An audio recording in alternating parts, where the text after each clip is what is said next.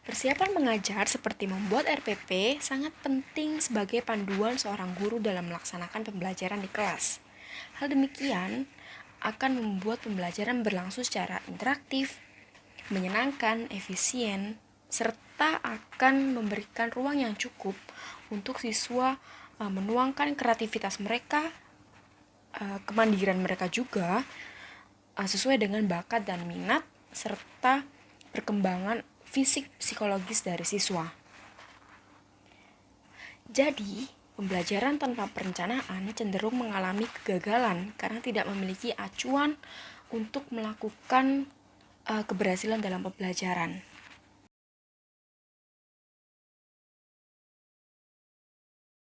Dalam merumuskan tujuan pembelajaran, diusahakan memuat 4 hal yang biasa dikenal dengan singkatan ABCD. Yang pertama ada A, yaitu audience atau siswa ataupun peserta didik tersebut. Yang kedua ada B, yaitu behavior atau kemampuan yang akan dicapai setelah melakukan pembelajaran. Dan yang C merupakan condition atau aktivitas ataupun hal yang akan dilakukan dalam pembelajaran. Dan yang terakhir yaitu D atau degree. Ini merupakan tingkatan atau perilaku yang diharapkan.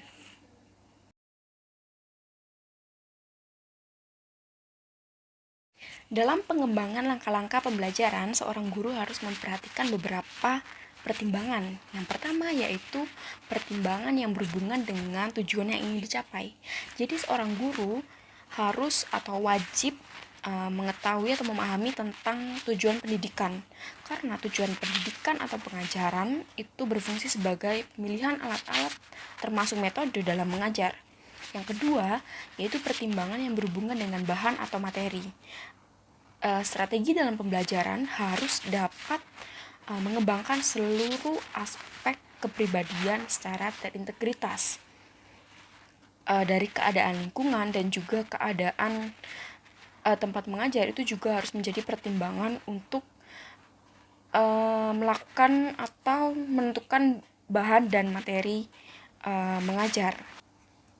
Yang ketiga yaitu pertimbangan dari sudut siswa. Metode yang kita gunakan dalam kelas idealnya perlu mempertimbangkan kehadiran dari siswa tersebut agar proses belajar mengajar berjalan secara efektif. Ukuran kelas juga menjadi keberhasilan, lalu juga pengolahan kelas, penyampaian materi dan juga karakter siswa dalam kelas tersebut.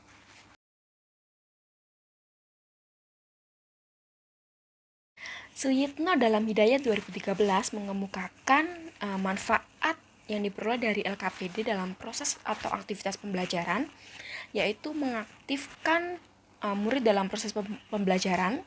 Yang kedua yaitu membantu murid dalam mengembangkan konsep.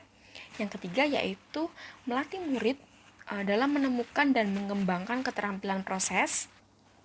Yang keempat, sebagai pedoman guru dan murid dalam proses pembelajaran. Yang kelima, membantu murid memperoleh catatan tentang materi dari proses kegiatan belajar. Yang keenam atau yang terakhir, itu membantu murid menambah informasi tentang konsep yang diperoleh dari kegiatan belajar secara sistematis.